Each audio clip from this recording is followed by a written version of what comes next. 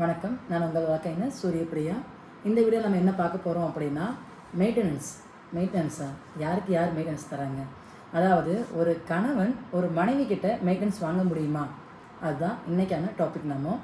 அதாவது ஒரு கணவன் மனைவி கிட்ட கண்டிப்பாக மெயின்டெனன்ஸ் வாங்க முடியும்.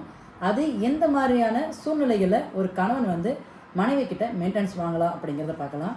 என்ன அப்படின்னு பார்த்தீங்க அப்படின்னா, ஒரு கணவன் இருக்கிறாரு, மனைவி வந்து வேலைக்கு போகிறாங்க. அவங்க வந்து ஒரு சஃபிஷியண்டான அவங்களுக்கு இன்கம் வந்து இருக்குது, ஒரு போதிய வருமானம் வந்து அவங்களுக்கு இருக்குது. கணவன் வந்து மென்டலி டிசேபிளாக இருக்கிறாங்க, ஆர் எல்ஸ் ஃபிசிக்கலி டிசேபிளாக இருக்கிறாங்க. அதாவது உடல் ஊனமுற்றவங்களாகவும் இல்லை மனநிலை திடீர் பாதிக்கப்பட்டு அவர் வேலைக்கு போக முடியாத ஒரு சூழலில் இருக்கும்போது நிச்சயமாக அவர் வந்து மனுத்தாக்கல் செய்து மனைவி கிட்ட இருந்து மெயின்டெனன்ஸ் வாங்கலாம். சரிங்களா? இப்போ அடுத்து வந்து பார்த்தீங்க அப்படின்னா, அன்எம்ப்ளாய்டாக இருக்கிறாங்க, இல்லை வந்து மனைவியை சார்ந்து தான் அவங்க வாழ்ந்துட்டு இருக்கிறாங்க. அதாவது இப்போ பெரும்பாலான குடும்பங்களில் பார்த்தீங்க அப்படின்னா, மனைவி வேலைக்கு போகிறாங்க, ஆண்கள் வந்து வீட்டிலேருந்து குழந்தைகளை பார்த்துக்கிட்டு குடும்பத்தை பராமரிச்சுட்டு இருக்கிற ஒரு சூழ்நிலை வந்து இன்றைக்கி வந்துட்டுருக்குது. ஸோ இந்த மாதிரியான ஒரு சூழ்நிலை திடீர்னு ஒரு ஆணை வந்து எங்களுக்குள்ள கருத்து வேறுபாடு ஆயிடுச்சு அப்படின்னு சொல்லி ஒரு மனைவி வந்து வெளியே அனுப்பும்போது அவரால் சொசைட்டியில் போய் தனியாக வந்து சர்வைவ் பண்ண முடியாது, இமிடியேட்டாக அவருக்கு ஒரு வேலை கிடைக்காது. ஸோ இந்த மாதிரியான சூழ்நிலையில் கண்டிப்பாக வந்து மனைவி கிட்ட போதிய வருமானம் இருக்கும்போது நீங்கள் தாராளமாக மெயின்டெனன்ஸ் வந்து வாங்கிக்கலாம். ஸோ அதுக்கான மனு தாக்கல் செஞ்சு நீங்கள் தாராளமாக வந்து நீதிமன்றம் மூலமாக உங்களுடைய மெயின்டெனன்ஸ் வந்து வாங்கிக்கொள்ளலாம். சரி, ஓகே.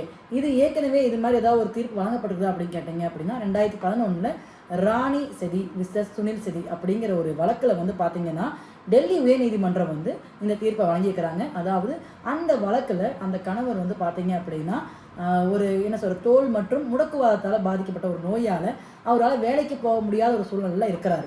மனைவி வந்து பார்த்தீங்க அப்படின்னா நல்ல ஒரு பிஸ்னஸ் ரன் பண்ணிட்டு இருக்கிறாங்க, அதில் அவங்களுக்கு போதிய வருமானம் வந்து வந்துக்கிட்டு தான் இருக்குது. ஸோ இந்த வழக்கை பரிசோதனை செய்த நீதிமன்றம் என்ன பண்ணுறாங்க அப்படின்னா, கணவனுக்கு வந்து சாதகமாக மாதம் 20,000 ரூபா அவங்க வந்து கொடுக்கணும்னும், அதுக்கப்புறம் வந்து 10,000 ரூபா வந்து வழக்கு செலவு தொகை தரணும்னும், அது போக அவங்க வந்து ஒரு கார் வந்து கொடுக்கணும். அந்த கார் எதுக்கு அப்படி பார்த்தீங்கன்னா, அவங்க வந்து உடல்நிலை பாதிக்கப்பட்ட அந்த கணவர் உடல்நிலை பாதிக்கப்பட்டிருக்கிறதுனால அவர் வந்து போயிட்டு வரக்கு அது பயன்படாக இருக்கணும் அப்படின்னு சொல்லி போட்டு அவங்க இந்த தீர்ப்பு வந்து கொடுக்குறாங்க.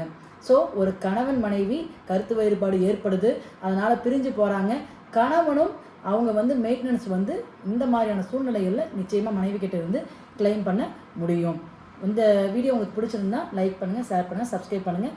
மேலும் நம்மளுடைய இதை உங்களுக்கு ஏதாவது சட்ட சந்தேகங்கள் இருக்குது அப்படின்னா நீங்கள் தாராளமாக கமெண்ட் செக்ஷனில் கமெண்ட் பண்ணுங்கள். நாங்கள் ஃப்ரீயாக கன்சல்டிங் பண்ணுறோம். அது போக நேரில் எங்கிட்ட பேசணும், எங்களால் வந்து கன்சல்டிங் பே பண்ண முடியாது அப்படின்னு சூழ்நிலையில் எங்களுக்கு வாட்ஸ்அப் நம்பருக்கு வந்து நீங்கள் டெக்ஸ்ட் பண்ணுங்கள்.